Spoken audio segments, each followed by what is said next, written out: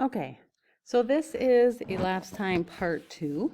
So either the class or the other video, you watched Part 1, where we went over what elapsed time is, the importance of it. We talked about military time.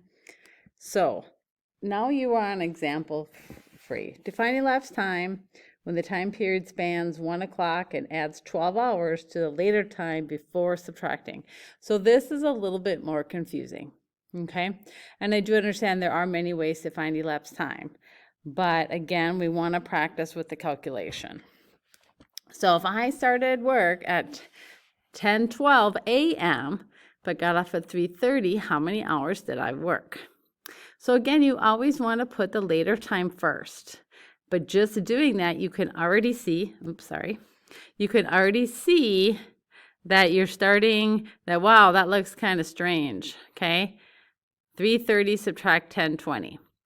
So what you need to do is you can surely take 20 from 30. So again, you're doing the minutes, okay, and you get 10, but I can't take 10 from 3. So whenever you have the bigger bottom, you borrow. But the problem is there's nothing to borrow.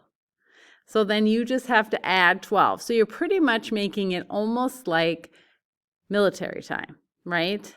So you're having 12 plus 3 equals 15 hours and 30 minutes, subtract 10 hours and 20 minutes, and you get 5 hours. So if you actually worked from 10:20 to 3:30, you'd work 5 hours and 10 minutes. So again, you're going to show me your work. So I'm going to do number 9 right here. I'm going to do 4:30, and I'm going to subtract 8:30. Okay, so you can see where the 30s cross out each other. That's 0, but I can't do it here. Okay, so I need to add 12. Just like in that video, if you watched with the nursing video, how they added 12, we're doing the same thing here. It's the same concept. So 12, 13, 14, 15, 16. So again, I'm going to have 16, 30, subtract 8:30, and actually I end up with 8 hours. So if I worked from 8:30 to 4:30, I'd work 8 hours. So I want you to try 10, 11, and 12. You're going to make sure that you are writing the later time, subtract the first time, okay? Sometimes you might need to double borrow, okay? So you're going to really have to watch that. So after you get done with 10, 11, 12, then you're going to move on and do 13 through 18. That is the rest of your practice.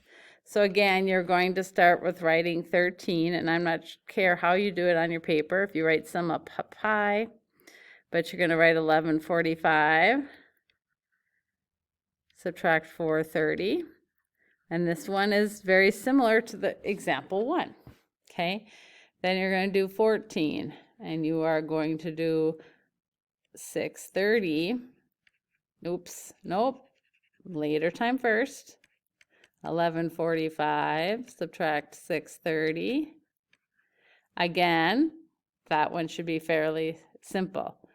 Then you're going to go on to 15. Some of them you're going to have to borrow, so you may have asked questions, and that's fine.